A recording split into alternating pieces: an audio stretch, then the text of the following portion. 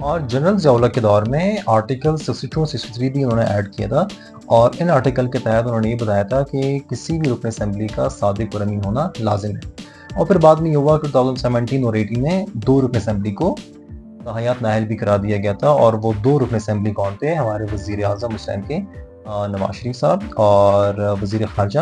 خواجہ آصف صاحب بھی شامل ہیں۔ انڈیا نے حملہ کر دیا اور انہوں نے سیاچن کو قبضہ کر لیا۔ تو سیاچن کے قبضے ہونے کے بعد جنرل ضیاء الحق کا ایک غیر ذمہ دارانہ بیان سامنے آیا، اور انہوں نے اپنے بیان میں کہا کہ سیاچن پر تو گاز بھی نہیں اگتی۔ جنرل ضیاء الحق نے پاکستان پہ آلموسٹ 11 سال حکومت کی، لیکن ان کی سب سے اچھی بات یہ ہے کہ انہوں نے اپنے خاندان کے لیے کوئی دولت جمع نہیں کی۔ السلام علیکم ناظرین، میں ہوں آپ کا میزبان آغا عبدالرحمان، اور آپ دیکھ رہے ہیں ہمارا چینل ماس پوڈ کاسٹ۔ ناظرین، جیسا کہ آپ جانتے ہیں، ہم نے پہلے 2 ویڈیو میں یہ ذکر کیا کہ پاکستان میں مارشل لا کس طرح لگائے گئے اور کن جنرلوں نے پاکستان میں مارشل لا کا نفاذ کیا۔ اور لاسٹ ویڈیو میں ہم نے یہ ذکر کیا تھا کہ جنرل ضیاء الحق نے بھٹو کی حکومت پر ٹیک اوور کیسے کیا اور مارشل لا کا نفاذ کیسے کیا۔ تو ناظرین، ہم آپ کو بتاتے چلیں کہ اب جنرل ضیاء الحق کے دور میں بہت سارے اچھے کام بھی ہوئے، اور ان کاموں کی لسٹ یہ ہے کہ اس ٹائم پہ گلی محلوں میں صلاۃ کمیٹیاں بنائی گئی تاکہ لوگوں کو نماز کی طرف راغب کیا جائے۔ اور سیکنڈ یہ ہوا کہ بینکوں سے زکوٰۃ کاٹی جانے لگی، اور تھرڈ یہ کہ انہوں نے قاضی مقرر کیے۔ فورتھ یہ کہ انہوں نے شرعی سزائیں بھی نافذ کی،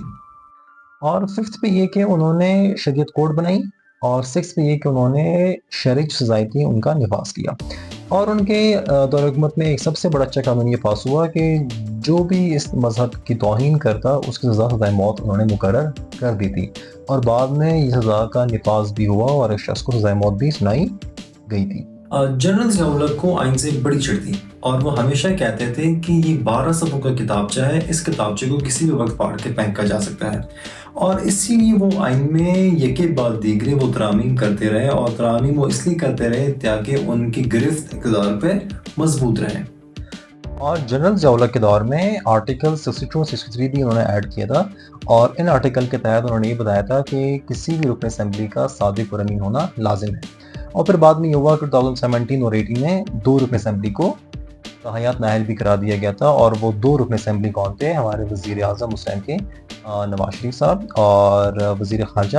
خواجہ آصف صاحب بھی شامل ہیں۔ اور اسی آئین میں انہوں نے 8ویں ترمیم یہ بھی کی تھی کہ انہوں نے 58(2) بھی انہوں نے انکلوڈ کیا تھا، جس کے اختیارات یہ تھے کہ صدر کے پاس اختیارات ہیں کہ وہ اسمبلی کو کسی بھی وقت ڈیزالو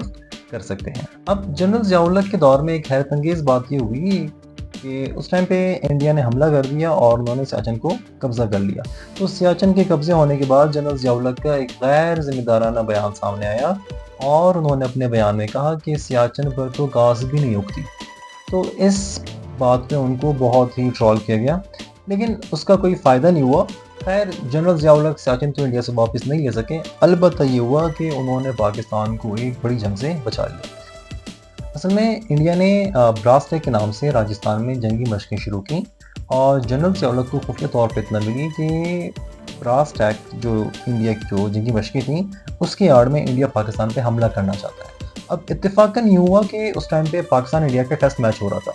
تو جنرل ضیاء الحق یہاں سے بن بلائے مہمان انڈیا پہنچے، اور انہوں نے ان کے جو پرائم منسٹر تھے راجیو گاندھی ان کو دھمکایا کہ اگر انڈیا نے پاکستان پہ حملہ کیا تو پاکستان جوہری ہتھیار استعمال کرے گا۔ راجیو گاندھی نے بارڈر سرحدوں سے اپنی فوج کو پیچھے ہٹا دیا۔ خیر، ان کی یہ دھمکی پاکستان کے کام آئی۔ جنرل ضیاء الحق نے 1984 دسمبر میں ایک ریفرنڈم کرایا جو کہ بہت مشہور ہوا، اور اس ریفرنڈم میں بچوں تک کو بھی ووٹ کاسٹ کرنے کا حق تھا۔ اب اس میں یہ ہوا کہ ان کا سوال یہ تھا کہ اگر عوام یہ چاہتی ہیں کہ پاکستان میں اسلامی نظام نافذ ہو تو وہ اس ریفرنڈم کو اوکے کریں، اس کو ووٹ کاسٹ کریں، تو کیا ہوگا کہ اگلے 5 سال کے لیے بھی صدر جنرل ضیاء الحق ہی رہیں گے۔ اور پھر یہ ہوا کہ جنرل ضیاء الحق 98% ووٹ کی میجورٹی سے وہ جیت گئے، اور پھر انہوں نے کیا کیا کہ 1985 میں انہوں نے الیکشن کرا دی۔ اب الیکشن کیا ہوا کہ وہ ایک غیر جماعتی الیکشن تھے۔ اب الیکشن کے بعد جنرل ضیاء الحق نے کیا کیا کہ ووٹنگ کرائے بغیر اسمبلی میں محمد خان جنیجو کو اٹھا کے انہوں نے وزیر اعظم بنا دیا۔ اب یہ ہوا کہ جنرل ضیاء الحق یہ سمجھتے تھے کہ شاید محمد خان جنیجو صاحب جو ہیں وہ ان کی ہر بات مانیں گے اور ان سے کوئی بھی کام بغیر پوچھے نہیں کریں گے، لیکن ایسا ہوا نہیں، کیونکہ جنرل ایوب خان کو ہم دیکھ لیں، ذوالفقار علی بھٹو کا دیکھ لیں، اور بھی بہت سے ہسٹری بیان کی ہے، تو ایسا کبھی ہوتا نہیں رہا۔ یہ ہوا کہ اس ٹائم پہ پاکستان، افغانستان، رشیا اور یو ایس اے کا ایک کنونشن ہوا جسے ہم کہتے ہیں جنیوا کنونشن، اور محمد خان جنیجو صاحب نے جنرل ضیاء الحق سے پوچھے بغیر انہوں نے وہاں کنونشن سائن کیا، اور پھر ان کو یہ بات بہت ہی بری لگی، اور اس ٹائم پہ رشیا اور افغان وار بھی چل رہی تھی، اور اب رشیا وہاں سے نکلا کیسے؟ وہ ایسا نکلا کہ امریکہ نے ایک میزائل بنائی جسے کہتے ہیں اسٹرنگر میزائل، وہ انہوں نے بنایا اور انہوں نے وہ میزائل افغانستان کو سپلائی کیا وایا پاکستان۔ تو پاکستان میں ان کا بہت بڑا کیمپ تھا اور بہت سارے ویئر ہاؤس تھے، لیکن جو سب سے بڑا کیمپ تھا وہ جسے ہم کہتے ہیں اوجڑی کیمپ راولپنڈی۔ تو جنرل ضیاء الحق نے وہاں پہ جو اسٹرنگر میزائلز تھے انہوں نے وہاں پہ سارے سیکیور رکھے ہوئے تھے۔ اب 10 اپریل 1988 کو یہ ہوا کہ اس ویئر ہاؤس میں اوجڑی کیمپ پنڈی میں ایک بلاسٹ ہوا، اور اس بلاسٹ کے بعد ایک کے بعد دیگرے بلاسٹ ہونے لگے۔ اب اس بلاسٹ کی وجہ سے یہ ہوا کہ بالکل ایک قیامت برپا ہو گئی تھی، اور آسمان ایک قیامت کا منظر پیش کر رہا تھا، ایک جنگ کا منظر پیش کر رہا تھا، ایک کے بعد دیگرے بلاسٹ ہو رہے تھے، اور یہ ہوا کہ اگلے دن جب خبر چلی تو 100 سے زائد لوگ اس میں اپنی جان کی بازی ہار چکے تھے، اور اس ٹائم پہ جو ایک مشہور شخصیت تھی وہ تھے خاقان عباسی صاحب، جو اس ٹائم پہ اس کی وجہ سے جان کی بازی ہار گئے تھے، اور جو ہے خاقان عباسی صاحب جو ہیں وہ ہمارے جو پرائم منسٹر ہیں شاہد خاقان عباسی کے والد صاحب ہیں، تو وہ بھی اس میں فوت ہوئے۔ اب جب جنیوا کنونشن سائن ہوا اور محمد خان جنیجو صاحب جب واپس آئے تو جنرل ضیاء الحق بہت ناراض تھے، اور انہوں نے آرٹیکل 58(2)B کا استعمال کیا اور انہوں نے ساری اسمبلیاں ڈیزالو کر دیں۔ تو اسمبلی ڈیزالو کرنے کے بعد یہ ہوا کہ انہوں نے محمد خان جنیجو صاحب کو گھر بھیج دیا، اور اس ٹائم پہ نواز شریف کو جنرل ضیاء الحق کی سرپرستی حاصل تھی۔ اب یہ ہوا کہ نواز شریف اس ٹائم پہ وزیر اعلیٰ پنجاب تھے، اور اسمبلیاں ڈیزالو ہونے کے باوجود نواز شریف وزیر اعلیٰ پنجاب برقرار رہے۔ اور اس کے بعد یہ ہوا کہ رشیا بھی افغانستان سے چلا گیا، اور انہوں نے ایک ڈیڈ لائن دی کہ 15 فیب 1989 تک آپ یہاں سے چلے جائیں گے۔ تو خیر انہوں نے ڈیڈ لائن تو دے دی، لیکن رشیا کے نکلنے سے پہلے جنرل ضیاء الحق کا آخری وقت بھی آن پہنچا تھا۔ اب جو جنرل ضیاء الحق ہیں ان کے جو آخری کچھ مہینے وہ انہوں نے صرف اور صرف آرمی ہاؤس میں گزارے، اور انہوں نے وہاں سے باہر کی موومنٹ نہیں کی، کیونکہ ان کو اطلاع مل چکی تھی کہ ان کی جان کو خطرہ ہے، اسی لیے وہ کچھ ماہ آرمی ہاؤس راولپنڈی میں بند رہے۔ حتیٰ کہ یہ ہوا کہ جب 14 اگست کا فنکشن تھا تو 14 اگست کا فنکشن 3 دن فنکشن رہا، اور 3 دن کا فنکشن انہوں نے آرمی ہاؤس میں ہی کرایا، اور انہوں نے آرمی ہاؤس میں تقریباً 40 سے زائد درخت کٹوا دیے، صرف اس لیے کٹوائے کہ ان کو یہ سیکیورٹی رسک نظر آ رہے تھے، تو انہوں نے درخت بھی کٹوا دیے، لیکن قدرتی کرنی ایک الگ ہوتی ہے۔ اب یوں ہوا کہ جنرل ضیاء الحق 14 اگست کے فنکشن کے 3 دن بعد ایک ان کی ایکسرسائز تھی ٹینکس والی